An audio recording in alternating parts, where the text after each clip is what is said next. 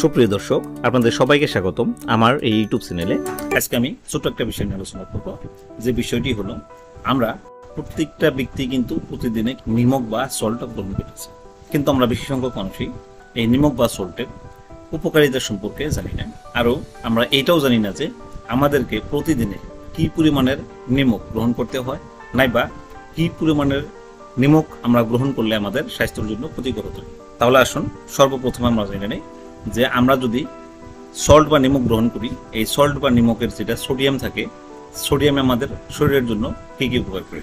বন্ধুরা, সোডিয়াম একটা essential nutrient যা আমাদের প্লাজমা ভলিউম মেনটেন করে, অ্যাসিড আর বেসের সন্তুলন বজায় রাখে, এছাড়াও নার্ভ ট্রান্সমিশনের জন্য সহায়তা করে, আমাদের শরীরের নর্মাল কোষ বা সেলের কার্যকারিতা সম্পন্ন করে।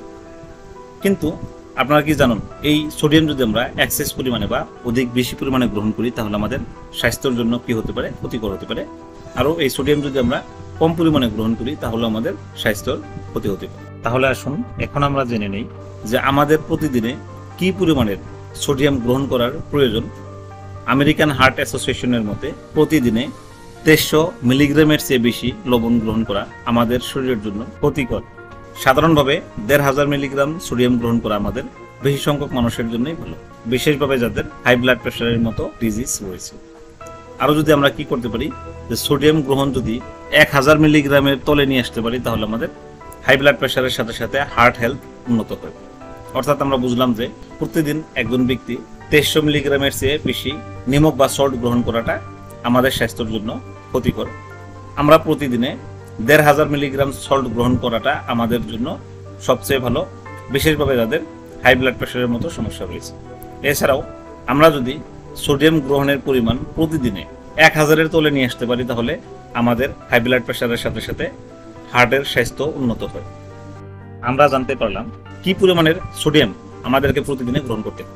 আসুন আমরা তাহলে জেনে নিই যে আমরা কি পরিমাণের সোডিয়াম ক্লোরাইড বা নিমক যদি গ্রহণ করি তাহলে আমরা কি পরিমাণের সোডিয়াম পেতে পারি তার বিষয়ে জেনে। আমরা যদি 4 চামচের 1 চামচ লবণ যদি গ্রহণ করি তাহলে আমরা 1300 mg সোডিয়াম বা 1300 মিলিগ্রাম সোডিয়াম আমরা পাই।